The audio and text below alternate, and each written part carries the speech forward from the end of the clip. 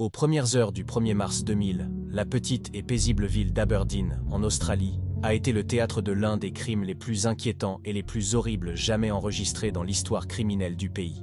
Un acte d'une brutalité si extrême qu'il laisserait profondément ébranler même les policiers les plus expérimentés. Lorsque l'enquêteur Peter Anthony Muscio est entré dans la résidence numéro 84 de la rue St Andrews, il n'était pas préparé à ce qu'il allait découvrir. La scène ressemblait aux cauchemars les plus terribles. Un corps masculin soigneusement écorché et décapité, bizarrement positionné dans le salon, comme s'il se reposait après une journée ordinaire. Sur la porte qui séparait la cuisine du salon, suspendue à un crochet de boucher, se trouvait la peau entière de la victime, étendue comme un trophée grotesque. Dans la cuisine, la scène est devenue encore plus macabre. Une grande marmite, sur la cuisinière, contenait la tête de la victime en train de cuire lentement avec des légumes, tandis que sur la table à manger attendaient des plats déjà servis avec des morceaux de chair humaine préparés comme un dîner de famille, chacun avec le nom d'un enfant écrit sur une note. Le responsable de cette scène d'horreur n'était pas un monstre inconnu ou un célèbre tueur en série, mais une femme d'âge moyen, mère de 4 enfants, qui, pour tous ceux qui la connaissaient superficiellement, semblait être une personne tout à fait ordinaire, Catherine Knight. Comment une femme apparemment normale a-t-elle pu commettre un acte aussi inimaginable contre son propre partenaire? Qu'est-ce ce qui la pousserait non seulement à tuer, mais à transformer le meurtre en un rituel aussi élaboré et pervers? Et le plus inquiétant, pourquoi préparer la chair de sa victime pour la servir à ses propres enfants? Si vous n'êtes pas encore abonné à la chaîne, profitez dès maintenant pour cliquer sur le bouton d'abonnement et activer la cloche pour ne manquer aucune de nos stories. Plongeons dans cette histoire troublante. Le 1er mars de l'an 2000, la paisible ville d'Aberdeen, située à 270 km au nord-ouest de Sydney, en Australie, avec une population d'à peine 1750 habitants, est devenue le théâtre de l'une des crimes les plus horribles de l'histoire criminelle australienne. Autrefois connu uniquement comme le lieu de naissance du célèbre chien de berger Blue Heeler, Aberdeen serait à jamais marqué par ce qui s'est passé à cette date. L'enquêteur principal, Peter Anthony Muscio, de la police d'Aberdeen, a été chargé d'une affaire qui semblait initialement être un autre homicide ordinaire. En arrivant sur la rue St Andrews, dans un quartier tranquille, Peter trouve un groupe de policiers rassemblés devant la résidence numéro 84.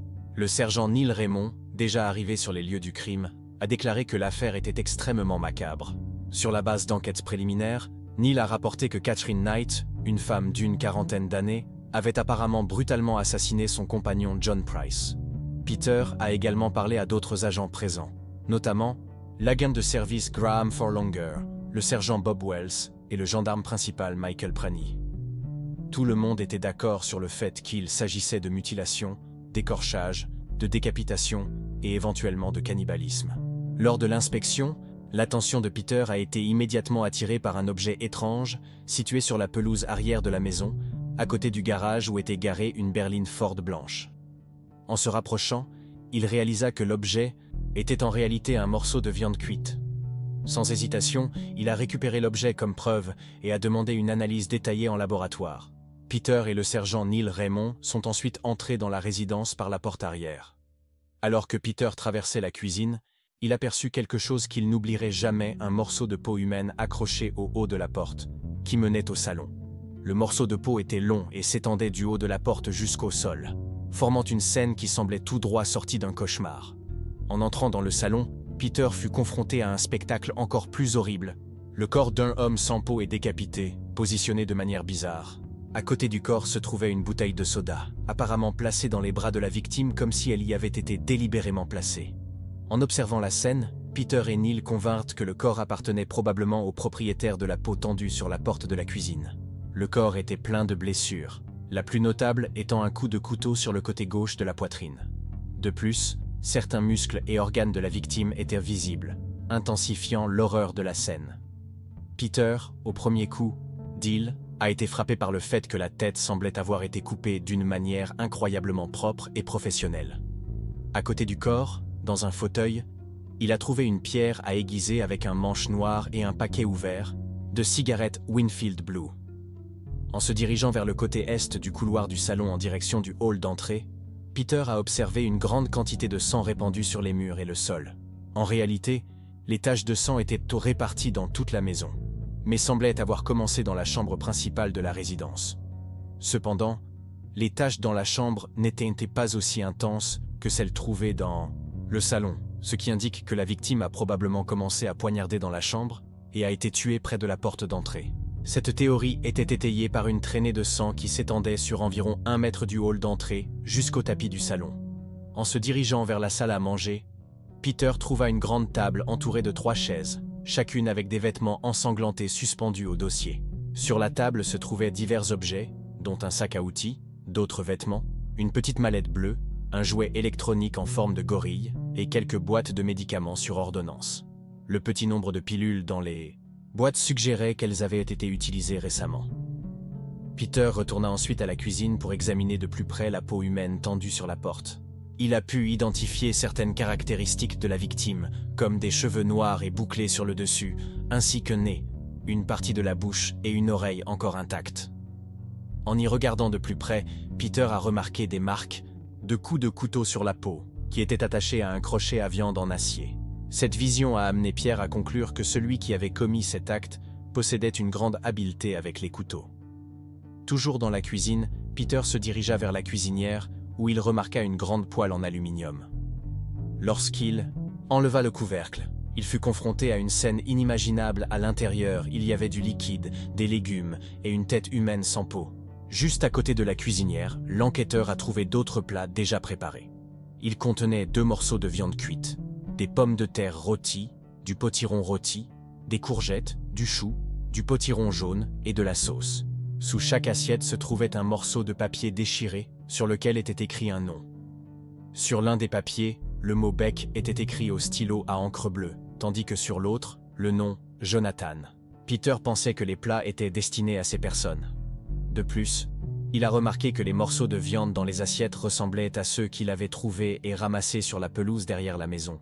Juste devant la vaisselle, il trouva au moins 2 couteaux ensanglantés, ainsi que des sachets de médicaments éparpillés sur la surface. Sur le comptoir de la cuisine, dans une tasse à café, Peter a trouvé des taches de sang et une substance blanche et grasse. Sur le sol de la cuisine, il a également enregistré la présence d'empreintes de pieds nus marquées de sang.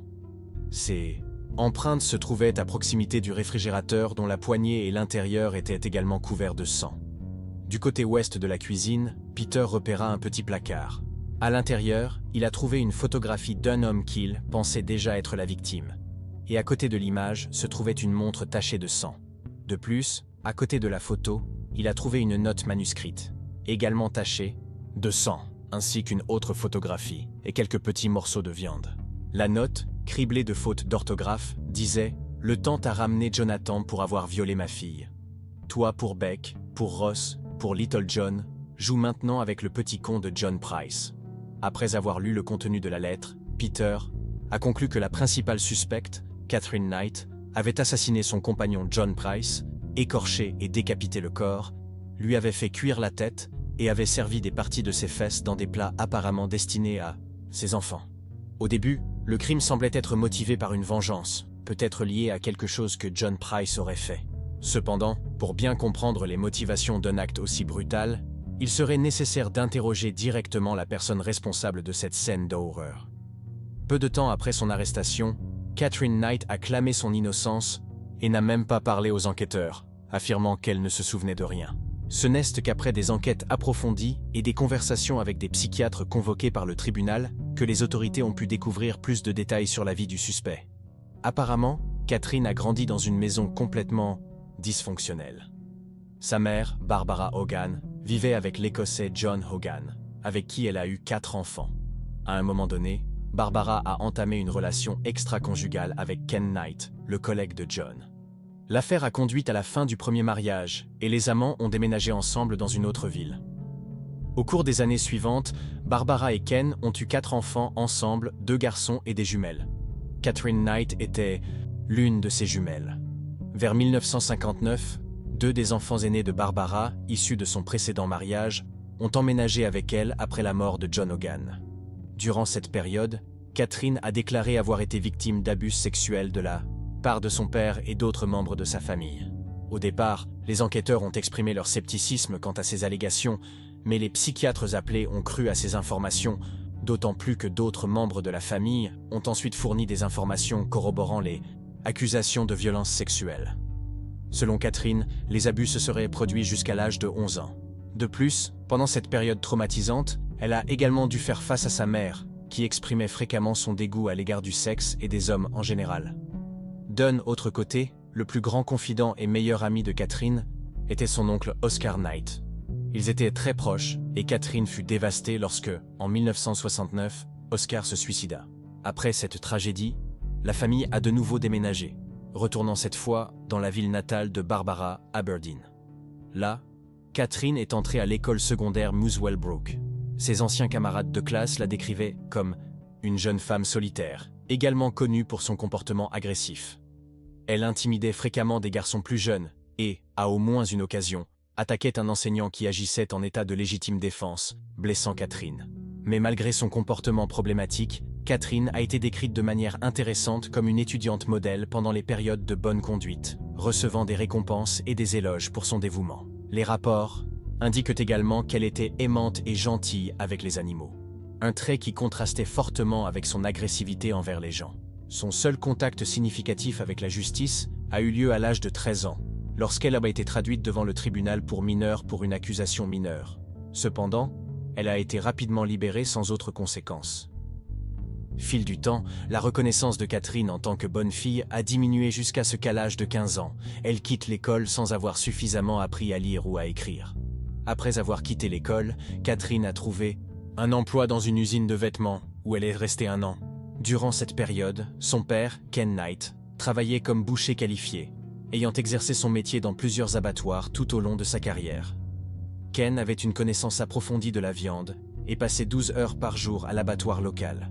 Ce n'est donc pas une surprise pour la famille, lorsque Catherine, habituée à l'odeur qui imprègne les vêtements de son père, cesse de montrer intéressée à exercer le même métier. Ainsi, son deuxième emploi fut dans un abattoir, où il travailla aux côtés de son père, de sa sœur jumelle et de son frère Charlie. Ils ont tous passé des heures à désosser les carcasses dans un environnement majoritairement masculin. Bien que sa sœur se montre plus mal à l'aise avec son travail, Catherine s'adapte rapidement, se gagnant une réputation difficile auprès de ses collègues. Ses proches rapportent que Catherine a toujours rêvé de travailler à l'abattoir et qu'elle a accepté un travail de nuit. En fait, il ne lui a pas fallu longtemps pour attirer l'attention sur ses compétences et être promue. En guise de reconnaissance, Catherine a reçu un ensemble de couteaux de boucher qu'elle a fièrement accrochés au mur à côté de son lit. Elle pensait que si jamais elle en avait besoin, ils seraient toujours à sa portée. Notamment, accrocher des couteaux à côté du lit serait une habitude qui accompagnerait Catherine dans chaque maison où elle vivait tout au long de sa vie. À l'abattoir, Catherine effrayait également ses collègues, étant connue pour affronter quiconque l'offensait. Elle n'a jamais pris de recul et a ouvertement défié les hommes, se bâtissant ainsi une réputation de force et de détermination. Les enquêteurs ont ensuite interrogé les anciens voisins de Catherine, qui ont déclaré qu'elle menaçait fréquemment les gens et affichait sa personnalité intimidante même en dehors du travail. Durant cette période, en 1973, Catherine entame une relation avec un de ses collègues de l'abattoir, David Selley. À cette époque, David était un homme profondément fragile, confronté à de sérieux problèmes d'alcoolisme. Selon des sources proches, ces problèmes seraient liés à 2 événements traumatisants survenus avant sa relation avec Catherine. La première fois, il a vu son meilleur ami mourir dans un accident lors d'une manœuvre dans son ancien travail dans une compagnie ferroviaire. Plus tard, David a participé au sauvetage d'un groupe de personnes après un accident de bus qui avait été heurté par un train.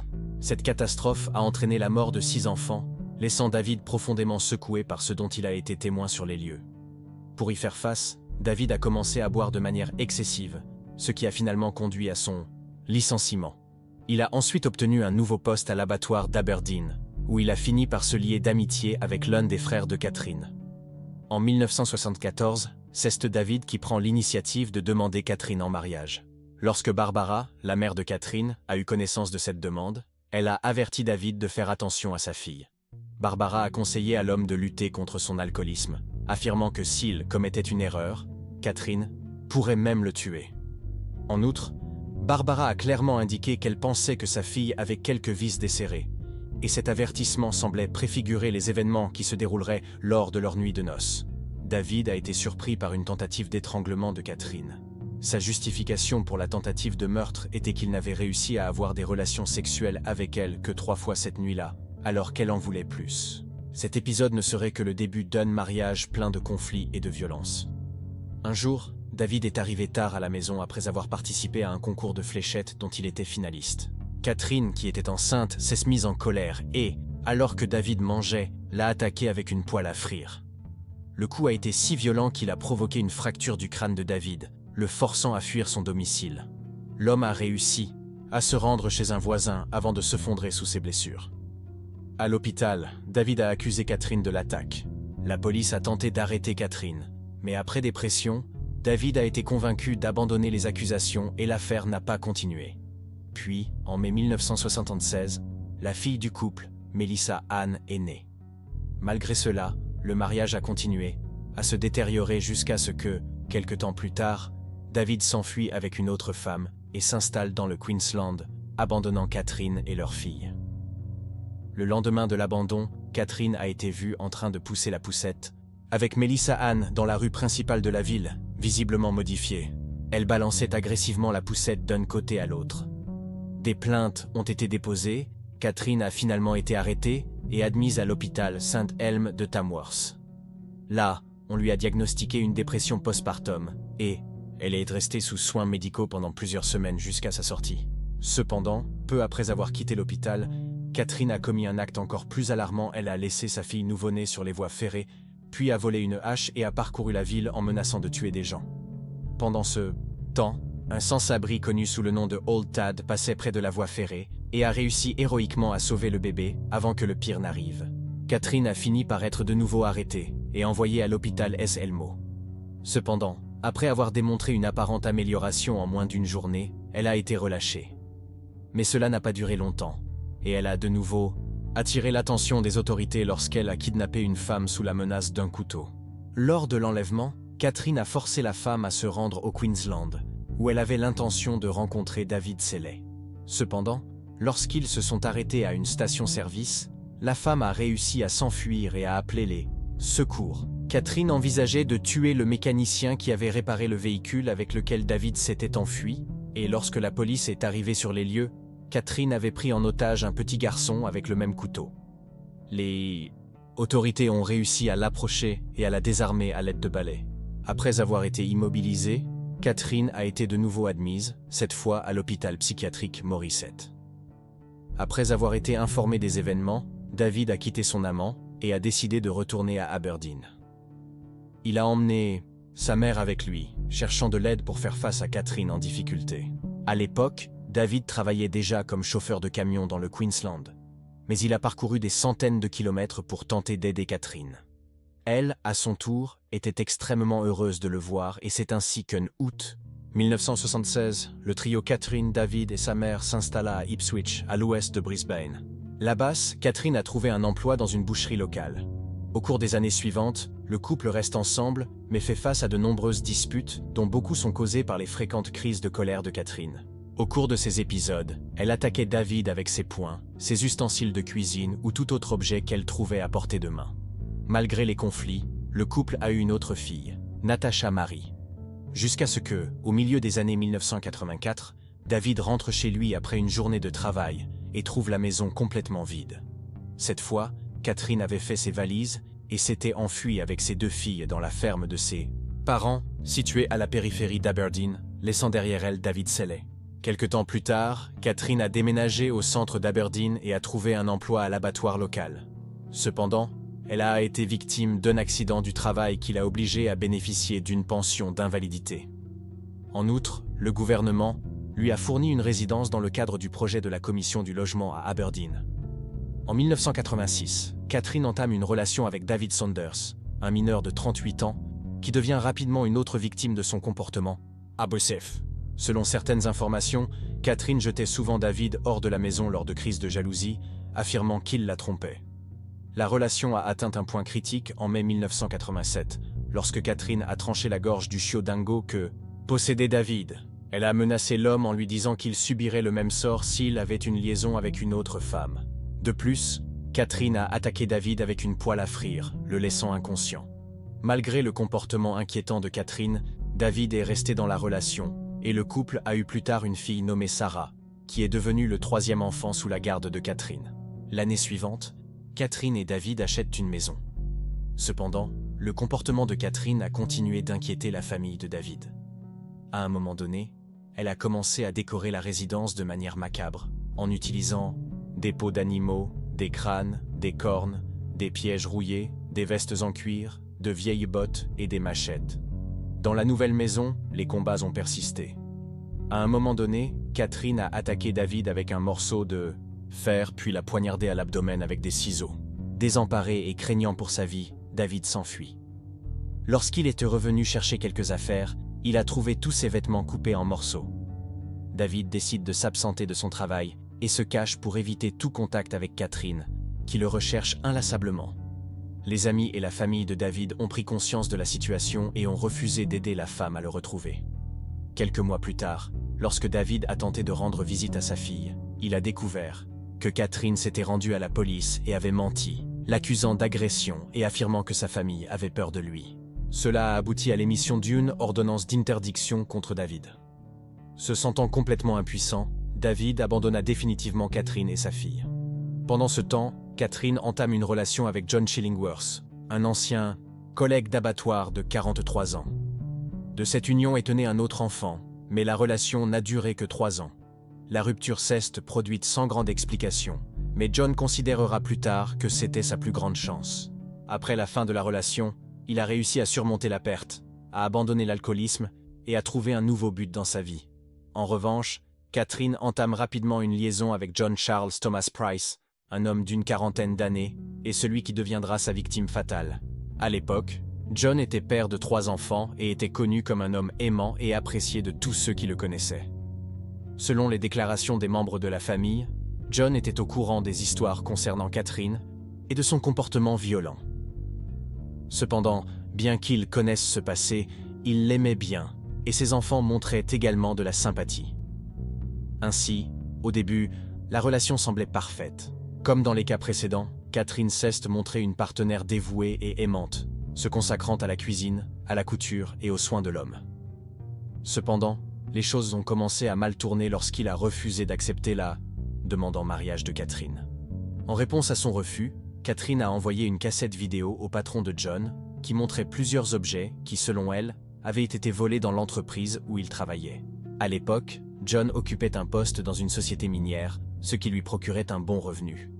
Cependant, il avait l'habitude de collecter des kits médicaux jetés dans la décharge de l'entreprise, et Catherine l'a utilisé contre lui, ce qui a entraîné son licenciement.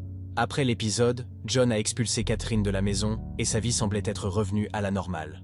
Pourtant, au bout de quelques mois, tout le monde a été surpris de les voir raviver leur relation.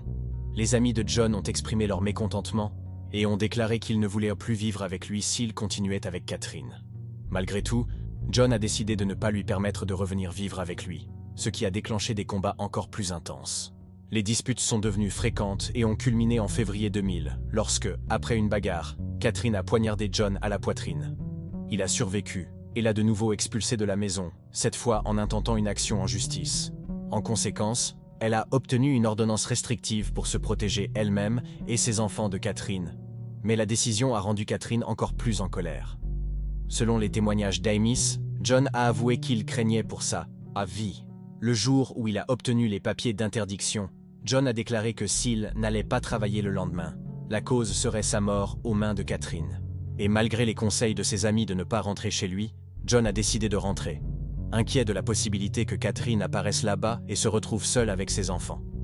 Lorsqu'il est arrivé à la maison, bien qu'il n'ait pas vu Catherine, il a découvert que la femme avait envoyé les enfants de John à une soirée pyjama chez un voisin. Il a donc quitté la maison et a passé l'après-midi avec des amis. À son retour, il a passé du temps à regarder la télévision dans le salon et s'est finalement couché à 11h du soir. John ne savait cependant pas que plus tôt dans la journée, Catherine était allée acheter de la nouvelle lingerie. Plus tard dans la nuit, la femme s'est présentée chez John, a regardé la télévision pendant quelques minutes avant de prendre une douche. Elle a réveillé John et ils ont fait l'amour jusqu'à ce que l'homme se rendorme. Vers 6h du matin, un des voisins a remarqué que le véhicule de John était toujours garé dans le garage, indiquant qu'il n'était pas allé travailler. Ses collègues et son patron ont également remarqué son absence et ont rapidement décidé d'envoyer un de leurs collègues chez John pour vérifier ce qui s'était passé. À son arrivée, le collègue a rencontré le voisin inquiet et Ensemble, ils ont décidé de se diriger vers la fenêtre de la chambre du couple, dans l'espoir de le réveiller s'il dormait. Sans succès, les deux hommes se sont dirigés vers la porte d'entrée, où ils ont remarqué des taches de sang sur le sol de l'entrée. Effrayés, ils ont décidé d'appeler les autorités. Lorsque le premier policier arrive sur les lieux, il enfonce la porte d'entrée et découvre une scène macabre. Le cadavre sans peau de John se trouve dans le salon. Catherine a été retrouvée en train de ronfler dans sa chambre, apparemment inconsciente en raison de l'ingestion d'une grande quantité de pilules qui a failli entraîner sa mort. Selon la reconstitution du crime, John a peut-être été poignardé alors qu'il dormait, plusieurs de ses organes vitaux étant perforés. Il réussit néanmoins à sortir du lit et à allumer la lumière. Il aperçut alors Catherine tenant un couteau de boucher. Il aurait ensuite tenté de s'enfuir, mais aurait été poursuivi par Catherine jusqu'à la porte d'entrée, où il aurait finalement été rattrapé et succombé à ses blessures. L'autopsie a révélé au total 37 coups de couteau répartis entre l'avant et l'arrière du corps. Après le meurtre, Catherine s'est rendue à un guichet automatique et a retiré de l'argent. Selon l'enquête, quelques heures plus tard, elle a écorché le corps de John et a accroché sa peau à un crochet de la porte du salon. Il a ensuite décapité l'homme et fait cuire certaines parties de son corps, préparant le repas avec des pommes de terre rôties, des carottes, des citrouilles, des betteraves, des courgettes, du chou, de la courge jaune et de la sauce. Catherine a ensuite installé 2 sièges à table, plaçant des notes à côté de chaque assiette avec les noms des enfants de John. Les enquêteurs n'ont toutefois pas pu expliquer la présence d'un 3e repas retrouvé jeté dans la cour. La théorie la plus acceptée est que Catherine a essayé de manger la nourriture, mais n'a pas pu le faire, et a fini par la jeter avec dégoût. Dans un dernier acte macabre, Catherine a positionné le corps de John d'une manière particulière, avec une bouteille de soda vide dans la main gauche et les jambes croisées. De plus, elle a écrit une note qui a ensuite été retrouvée par le chercheur Peter Anthony Musio. Après avoir commis ces actes macabres, Catherine a pris plusieurs pilules, s'est endormie profondément et ne s'est réveillée qu'à l'hôpital, où elle a été informée que sa maison était entourée de véhicules et qu'elle était la principale suspecte du meurtre de John Price. Catherine a été immédiatement emmenée pour un interrogatoire intensif, mais a nié tout souvenir de ce qui s'était passé cette nuit-là. Dans sa version, il a seulement déclaré qu'il avait eu des relations sexuelles avec John avant de s'endormir. Après s'être complètement rétabli, l'accusation, en collaboration avec les enquêteurs, a transféré Catherine dans un service psychiatrique spécial de l'hôpital et l'a officiellement accusée du meurtre brutal de John Price. Catherine a, son tour, acclamé son innocence face aux accusations, entamant les préparatifs d'un procès. Peu avant le procès, l'accusation a proposé que Catherine plaide coupable du meurtre de John Price, ce qui pourrait entraîner une peine plus clémente. Cependant, Catherine a maintenu son innocence et a décliné l'offre. Ses avocats, en revanche, se sont concentrés sur la construction d'une défense basée sur des allégations d'amnésie et de dissociation, mais cette stratégie s'est avérée difficile à maintenir. Le procès de Catherine était initialement prévu pour juillet 2011, mais a ensuite été reporté au mois d'octobre de la même année devant la Haute Cour de Newcastle. Devant le tribunal, il était évident pour tout le monde que Catherine n'était pas le genre de femme qu'un homme pouvait croiser sans conséquence. Pour renforcer ce point, l'accusation a appelé d'anciens partenaires et membres de la famille à témoigner sur la violence dont Catherine faisait preuve. Parmi les témoignages, l'un des anciens compagnons a rappelé le jour où Catherine a tranché la gorge de son chiot en guise de menace. D'autres témoins ont rapporté qu'elle avait délibérément envoyé un enregistrement contenant de fausses preuves, ce qui avait entraîné le licenciement de John Price. Dès le début, l'accusation a cherché à démontrer à quel point Catherine pouvait être cruelle et vindicative. Cependant, même face à de tels rapports, le jury et les personnes présentes dans la salle d'audience ne pouvaient ignorer l'apparence apparemment inoffensive de l'accusé sur le banc des accusés. Pour beaucoup, Catherine apparaissait comme une figure maternelle ordinaire, incapable d'une telle brutalité. Son apparence docile cachait complètement son âme sombre et monstrueuse. L'un des moments les plus mémorables du procès a été celui où le juge Barry O'Keefe a informé le jury qu'il pouvait être excusé s'il ne souhaitait pas voir des photographies de la scène du crime. Certains jurés ont accepté l'offre, incapables de gérer les images graphiques qui ont suivi. Parallèlement aux photos, l'accusation a décrit en détail la planification par Catherine du meurtre de John Price. La preuve indiquait que le soir du crime, Catherine était sortie acheter une chemise de nuit sensuelle qu'elle portait lors du dernier rapport sexuel entre les deux. Elle avait également caché un couteau de boucher à côté du lit pour pouvoir l'obtenir au petit matin. En outre, l'accusation a souligné que Catherine avait auparavant caché les casseroles qu'elle utiliserait pour cuire les parties du corps de John. Les couteaux utilisés pour écorcher l'homme semblaient également avoir été récemment aiguisés, ce qui suggère que tout était soigneusement prémédité. Avec tout prévu, Catherine attendait que John Price, âgé de 44 ans, rentre chez lui et aille dans sa chambre. Là, ils ont eu des rapports sexuels et, après l'acte, Catherine lui a infligé la première des 37 blessures au couteau. Selon le juge, dans les derniers instants de sa vie, John a dû ressentir une sensation de pure terreur, alors que pour Catherine, cela semblait être un moment de plaisir total.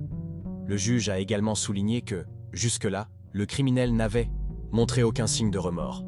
Après la mort de John, Catherine aurait commencé à écorcher le cadavre. À l'autopsie, les experts n'ont trouvé qu'un petit carré de peau qui n'avait pas été retiré, contenant une marque de couteau au centre.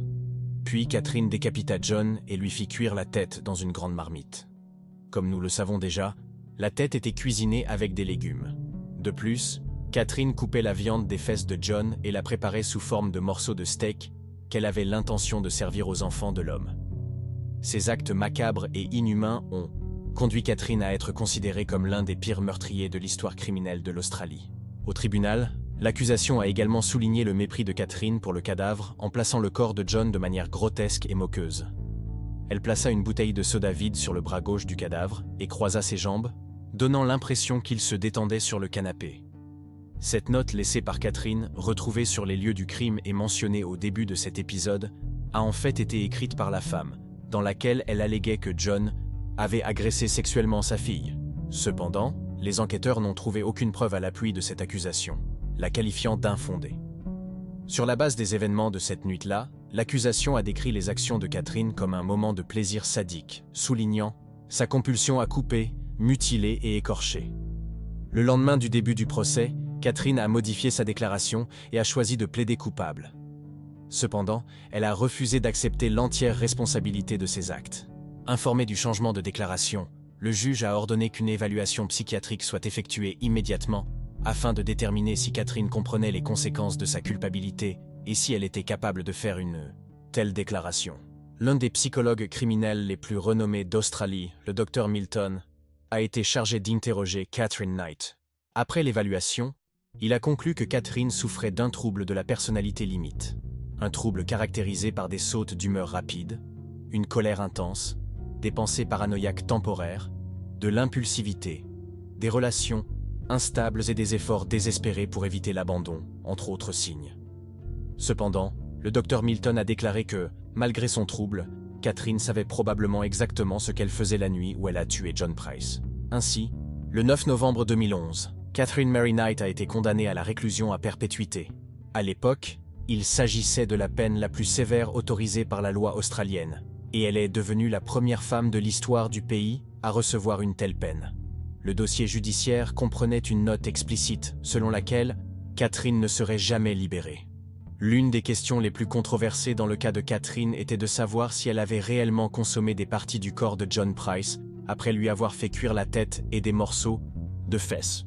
À ce jour, Catherine affirme que son seul souvenir de cette nuit-là était qu'ils avaient fait l'amour, qu'ils avaient tous les deux atteint leur apogée, puis que John s'était levé du lit pour aller aux toilettes. Elle a dit qu'elle se souvient de l'avoir vu revenir dans la chambre et qu'après cela, elle croyait avoir dormi et ne s'être réveillée qu'à l'hôpital. Malgré ces affirmations, le consensus général parmi ceux qui analysent le cas est que Catherine a mangé une partie de la viande trouvée sur la pelouse. On pense qu'elle a trouvé cet acte si répugnant qu'elle a décidé de jeter la pièce et peut-être même de bloquer le souvenir de ce qui s'est passé. Cependant, même si elle s'en souvient, elle est plus susceptible de le nier en raison de sa nature. Actuellement, Catherine purge sa peine en travaillant comme femme de ménage en prison. Même si ses compétences culinaires sont certes supérieures à ses compétences en nettoyage, il est peu probable qu'elle ait un jour l'occasion de manier à nouveau un couteau de cuisine. Aujourd'hui, Catherine est sur le point d'avoir 70 ans et reste en prison, payant pour ses crimes. En regardant le parcours de Catherine, il est clair qu'il y avait des signes qu'elle pourrait devenir une meurtrière. Cependant, les témoignages de sa famille et de ses amis ont indiqué que ses proches attribuaient généralement son comportement erratique à sa personnalité, sans envisager la possibilité qu'elle puisse tuer quelqu'un d'autre, à l'exception de sa propre mère. Personne n'imaginait que Catherine pouvait commettre un meurtre.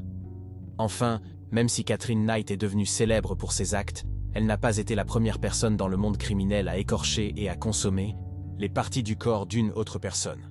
Au milieu de l'année 1957, dans le Wisconsin, les autorités trouvèrent un rustre dans sa ferme et, à côté de lui, le corps d'une femme sans tête.